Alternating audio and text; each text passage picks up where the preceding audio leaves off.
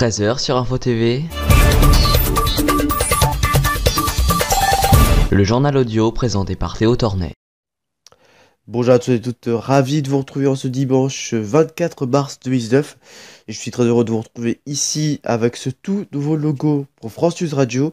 Merci beaucoup à Baptiste Courbet et bienvenue dans ce journal audio de 13h. Voici les titres.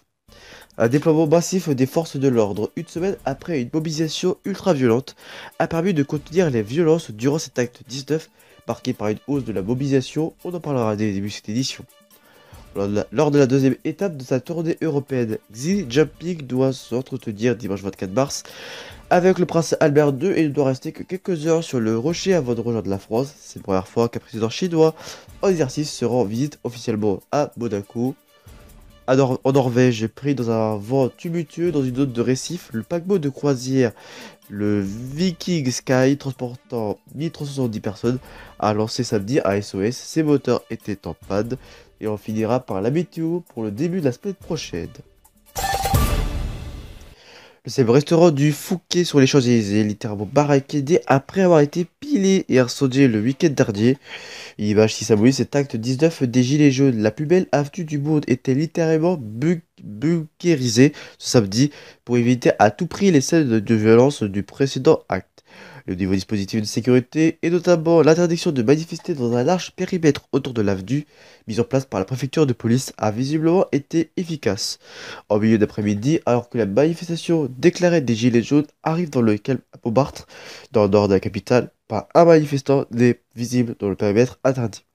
Sur les trottoirs plutôt clairsemés des touristes, des braves policiers et gendarmes et quelques Parisiens ravis d'avoir les Champs-Élysées pour eux.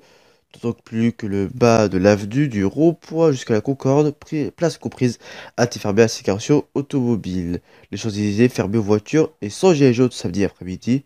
Plus haut dans la partie commerçante de l'avenue, l'ambiance semble presque aussi normale.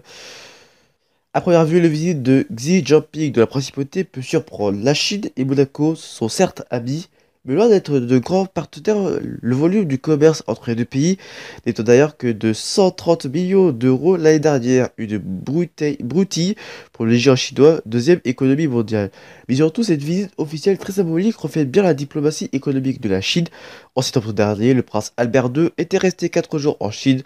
Ce fut l'occasion pour Monaco Télécom de signer avec Huawei un accord pour faire de la principauté le premier pays entièrement couvert par la 5G, selon un communiqué de l'époque.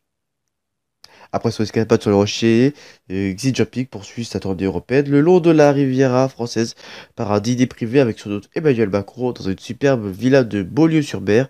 Le président français accueillera son homologue dans un décor de carte postale, la villa Kérilos, une superbe demeure blanche qui s'avance dans la mer Méditerranée. Le navire de croisière Viking Sky, victime samedi d'une panne dans des eaux tempétueuses de Norvège avec plus de 1300 personnes à bord, a pu redémarrer 3 de ses 4 moteurs et va être remorqué vers le port de Bold pour annoncer les secours norvégiens dimanche. Les spectaculaires opérations d'évacuation des passagers par l'hélicoptère continuaient cependant en début de matinée, a déclaré l'AFP, un porte-parole du centre de secours pour le sud de la Norvège, Per Flage. Une vidéo prise dans l'hélicoptère ce dimanche montre des passagers soulagés mais fatigués. 338 des 1373 occupants du Viking Sky ont déjà été ramenés vers la terre ferme après avoir été élitreuillés. 17 ont dû être hospitalisés. La fin de l'avarie motrice a permis au paquebot de se aligner à très petite allure de la 3-2 de la zone périlleuse dans laquelle il se trouvait, le récif au large de la région de Borg-Romsdal, ouest de la Norvège. La mer reste battue par des vents de 42, sur force 9 sur l'échelle de Beaufort. Voici la météo pour le début de la semaine prochaine.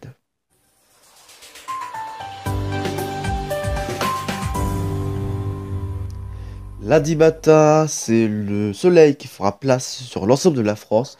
Les nuages sont toujours à apercevoir sur le centre de la France. Et si vous êtes vraiment sur le nord-ouest de la France, des averses seront aussi accompagnées par le soleil. Vous aurez par exemple 9 degrés à Paris, 12 degrés à Brest, 13 à Biarritz ou encore 15 degrés à Nice. Pour lundi après-midi, nous restons toujours sur la même optique que le matin et les nuages, l'averse iront vers l'est de la France. Vous êtes présent 11 degrés à Strasbourg, 10 degrés à Lille, 14 degrés à Lyon ou 16 degrés à Bordeaux. Mardi matin, le soleil sera dominant sur l'ensemble de la France. Toujours quelques nuages seront à apercevoir et de la pluie sur la Corse.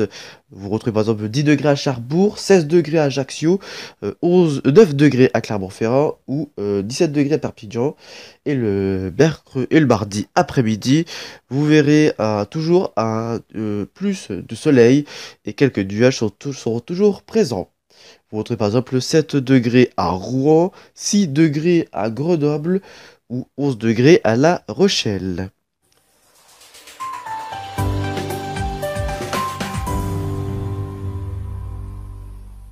C'est la fin de cette édition du journal audio sur Info TV. Merci à vous de nous avoir suivis. Malgré quelques maladies pour ma part, mais pas de répit pour l'actualité. L'info continue sur notre compte Twitter, groupe Info TV. Et je vous retrouve la semaine prochaine, mercredi, pour le palmarès Cinéma, en compagnie de Lucas Coustillas. Et vendredi, vous retrouvez Top News pour savoir les meilleurs films et musiques qui ont marché ce mois-ci. Samedi prochain, c'est Léon Patron pour le journal. Et je vous retrouve dimanche prochain, même jour, même heure. D'ici là, passez une très bonne journée sur Info TV. D'ici là, portez-vous bien. Ciao.